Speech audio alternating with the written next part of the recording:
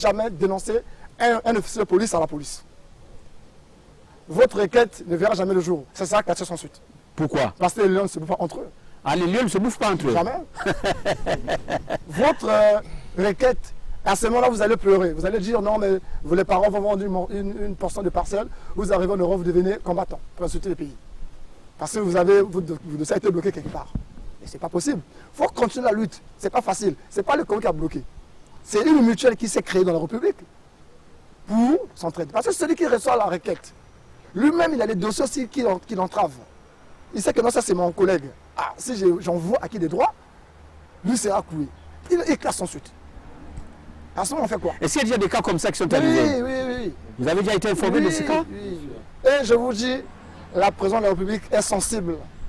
Je suis témoin vivant. Ce que je dis là, c'est un conseil de cause. Aujourd'hui, on peut m'interpeller par les services d'État. Je vais démonter ça là-bas. Même la camion publique, en tout cas, il n'y a pas de réponse favorable. Ça peut vous décourager. J'ai essayé là, ça n'a pas marché. Ça n'a pas marché. Ce n'est pas l'État qui bloque, ce sont les individus. D'accord. Quand on a reçu une requête, on voit que non, mais le nom là c'est pour un tel, on appelle. En ce moment-là, ce n'est plus le prévenu, ce n'est plus la personne à qui on poursuit, c'est le neveu d'un tel, le nom de son père, de son oncle sort. Du coup, ce nom-là bloque la procédure. Mais on oublie qu'il y a une victime. Il y a une victime. Mais quand on bloque la procédure, qu'est-ce qu'on fait de la victime? Alors il faut se trouver dans la forêt, il va dans sa forêt, il devient, dans son village, il devient rebelle parce qu'il a perdu confiance à la justice de son pays.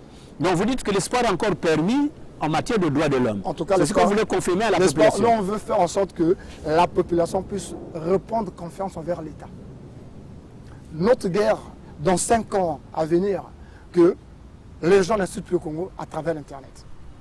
On va se battre ici, accompagnés, assistés par le pouvoir public. Parce que ce que nous faisons, c'est pour leur intérêt, c'est pour le bien du Congo. On n'est pas contre les individus, on n'est pas contre les gens, on n'est pas contre les systèmes.